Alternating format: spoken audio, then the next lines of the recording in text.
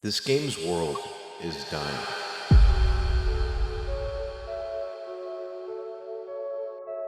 At least, that's what this experience is meant to mimic.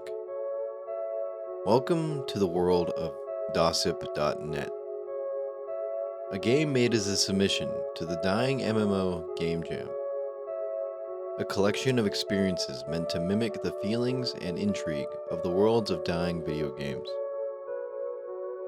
An intrigue that has lingered in my mind since the beginning of my online experience.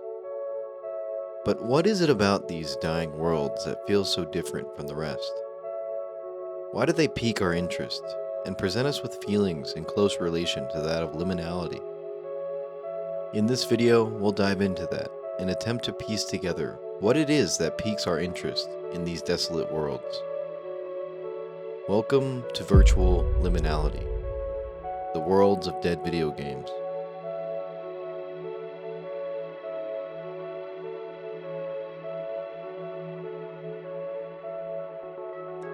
The dark, desolate corners of the digital landscape. Have you ever wandered through an empty virtual world? A digital landscape frozen in time, as though everyone else has logged off for the final time.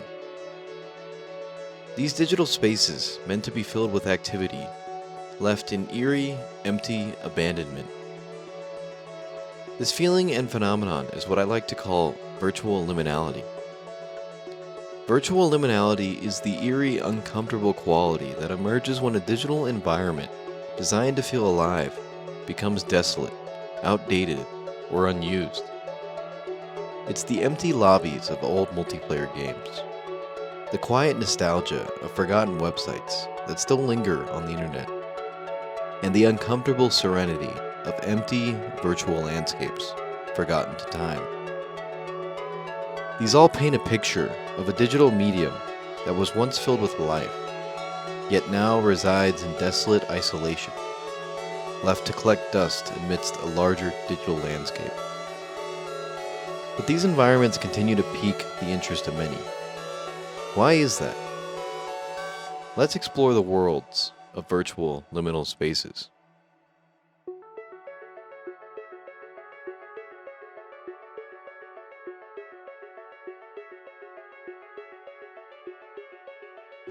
One of the most interesting examples of virtual liminality can be found in old MMORPGs and multiplayer lobbies. Picture it, a once crowded town square in World of Warcraft, now eerily silent and empty, populated only by NPCs endlessly cycling through their primitive dialogue. Or imagine the surreal digital landscapes of Worlds.com, a groundbreaking MMO that now exists as a ghost of its former self. A time capsule of the early 21st century. In its prime, World of Warcraft was a vibrant digital ecosystem. Town squares like those in Stormwind or Orgrimmar were abuzz with activity of millions of players, trading items, forming guilds, and coordinating epic quests. Azeroth zones pulsed with life, from the dense forests of Elwyn to the sunlit plains of the Barrens. Every corner of the world was alive with the hum of community and adventure, creating an atmosphere that felt dynamic and real. Yet, as expansions came and went, and as players migrated to other games, much of Azeroth began to feel abandoned. Walking through an empty zone like Teldrassil, or traversing a forgotten dungeon, evokes a surreal sense of loss. The physical beauty of these locations remains untouched. Majestic castles, tranquil forests, and sprawling deserts still stand, but without the activity of players, their purpose feels hollow. They become spaces to observe rather than engage with, like an empty theater after the final curtain call. Stormwind is a perfect example. Its grandiose architecture and stirring orchestral music still evoke awe, and NPCs carry on their program routines as if nothing has changed. But the absence of players transforms it into something akin to a museum, a place to wander through and reflect on its past life. The imagined echoes of trade, chat spam, heated arguments, and laughter linger faintly in the silence, making the emptiness all the more striking. Although some may argue that World of Warcraft isn't quite the best example of a dead world, they would be correct in a broader sense, though the player base has been on a steady decline since release, and with new expansions arriving time after time, this has left initial areas of the world feeling oftentimes lifeless and empty, encroaching on that empty liminal feeling we all have come to know.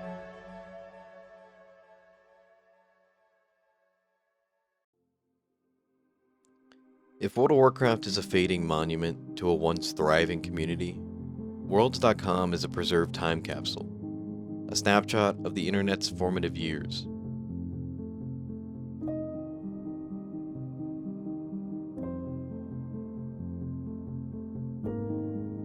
As one of the first MMOs, it gave users in the late 1990s and early 2000s a glimpse of the future, allowing them to create avatars, explore themed environments, and socialize in groundbreaking ways. For its time, it was nothing short of revolutionary. Logging into Worlds.com today feels like opening a dusty photo album of a bygone era. Its graphics are starkly outdated, chunky, block-like models, and low-resolution textures define its aesthetic. But rather than detract, this crudeness enhances the experience, creating a surreal, dreamlike atmosphere. Spaces that were once bustling with avatars and lively conversations now lie frozen in silence. Rooms that once showcased community creativity now feel hauntingly static.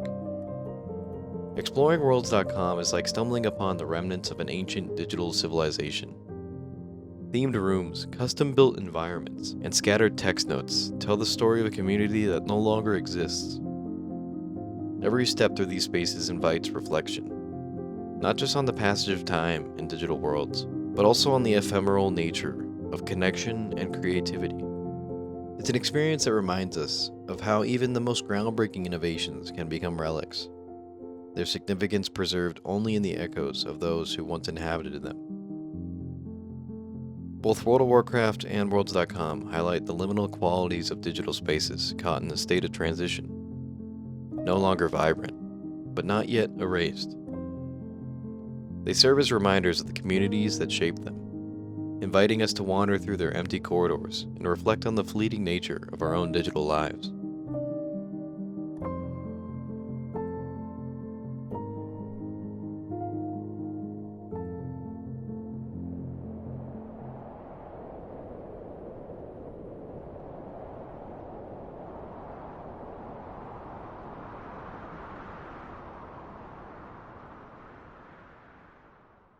The Halo franchise.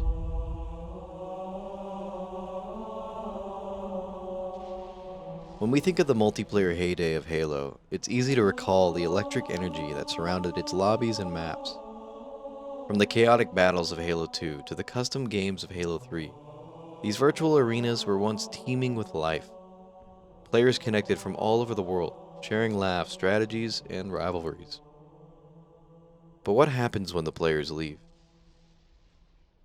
Today, many of these servers have either shut down or exist in a near dormant state, their populations dwindling to a handful of diehards who refuse to let go.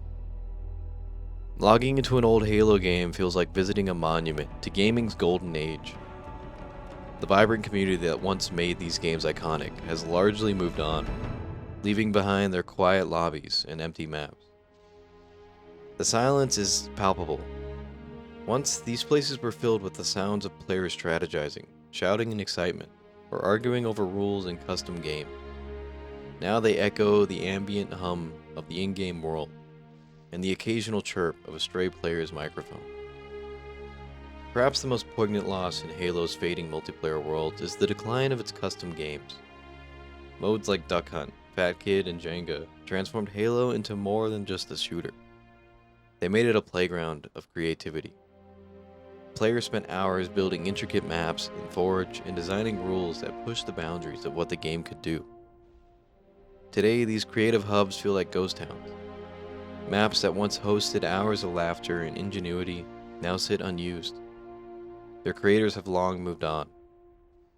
You can still load into these maps, wander through their intricate designs, but the emptiness only emphasizes what's missing: the people who made it special.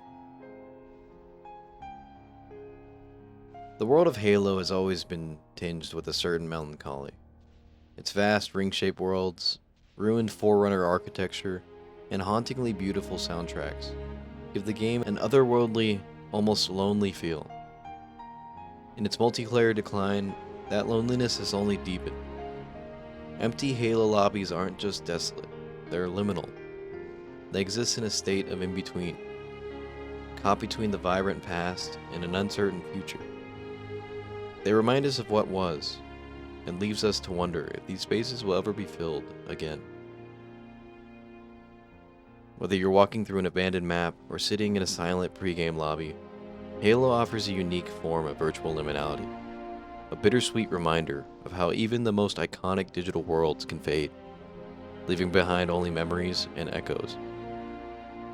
These are just a few examples of the many cases in which liminality has taken over, leaving nothing but a husk and memory of what once was.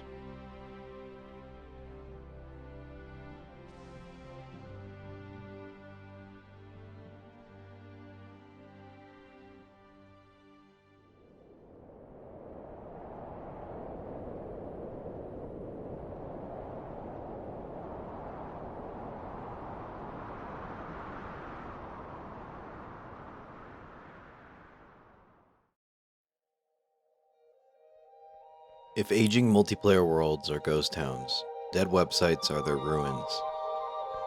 Frozen remnants of a once thriving digital age, these sites built with the energy and enthusiasm of their time now stand as echoes of the past internet. Dead websites represent a unique form of virtual liminality. These spaces are meant to be alive, filled with user interaction, creativity, and constant updates. But their abandonment leaves them eerily still. These forgotten corners of the web, outdated and untouched, feel like time capsules from a different era. Their designs, content, and interfaces reflect the values and aesthetics of their creators. And they now serve as silent monuments to an internet that no longer exists. Navigating these sites is a strange, almost haunting experience. The bright colors and quirky layouts of early social networks, fan sites, and personal blogs remain unchanged, as if waiting for someone to return. Links often lead to error pages, chat logs are frozen in time, and features meant to encourage engagement, guest books, forums, or comment sections, are now devoid of activity. Yet their silence amplified the nostalgia and mystery of what they once were. Unlike dying video games, where the sense of abandonment is often tied to the loss of player interaction, dead websites carry a static permanence. They capture a precise moment, frozen indefinitely, allowing us to glimpse the culture, priorities, and ambitions of their creators. They exist in a strange limbo, no longer active but not fully erased, leaving behind faint traces of their once bustling digital lives. What makes these spaces truly compelling is their personal nature. Unlike modern polished platforms designed for mass appeal, many older websites were deeply individual. They were created by people with specific interests, quirks, and creative ideas. These sites were like virtual diaries, filled with personality and charm, now stranded in the vast, ever-expanding web. Dead websites often invoke a blend of nostalgia and melancholy. They remind us of the internet's early days, a time when it felt smaller, more personal, and full of unpolished creativity. Yet they also highlight the ephemerality of digital spaces, places that once felt central into our lives. In their abandonment, these sites become liminal spaces, trapped between the vibrant past and the inevitable future. They no longer serve their original purpose, but they still exist, quietly waiting for anyone curious enough to rediscover them. While not the same as dead video games, I felt dead websites were worth noting simply due to the similarity in feeling. Both highlight the eerie beauty of spaces left behind, offering a snapshot of what once was. Even as the world moves forward, they stand as quiet reminders of the passage of time, urging us to reflect on the transient nature of the digital world.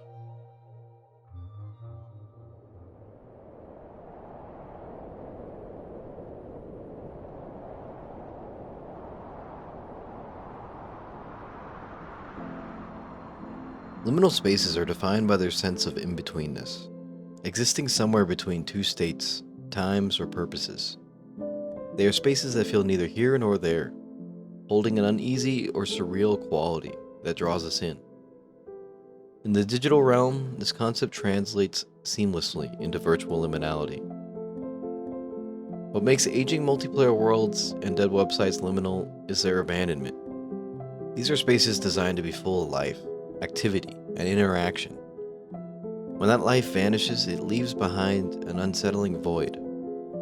The architecture, mechanics, and functionality remain intact, but their purpose is no longer fulfilled. They exist in a suspended state, waiting for something that will never return. Their stillness amplifies their liminality. In the absence of activity, every detail becomes heightened. The static NPCs in an empty MMO town, the last forum post on a dead website, the music loops that endlessly play in deserted virtual spaces. These elements create an atmosphere that feels frozen, like stepping into a moment caught between life and decay. These spaces reflect our own relationship with technology and time. They remind us of the fleeting nature of digital creations, which are constantly evolving, leaving behind traces of what came before. As we explore these liminal spaces, we're drawn into a strange mix of emotions: nostalgia for the past, curiosity about what remains, and a quiet unease about what has been lost. Virtual liminal spaces captivate us because they capture this tension so vividly. They are places of transition and memory, holding echoes of what they were and shadows of what they might have been. And in their desolation, they invite us to reflect, not only on the spaces themselves, but on the fleeting, ever-changing nature of the digital world and our place in it. May these digital landscapes forever live on in memory. And as always, thank you for watching.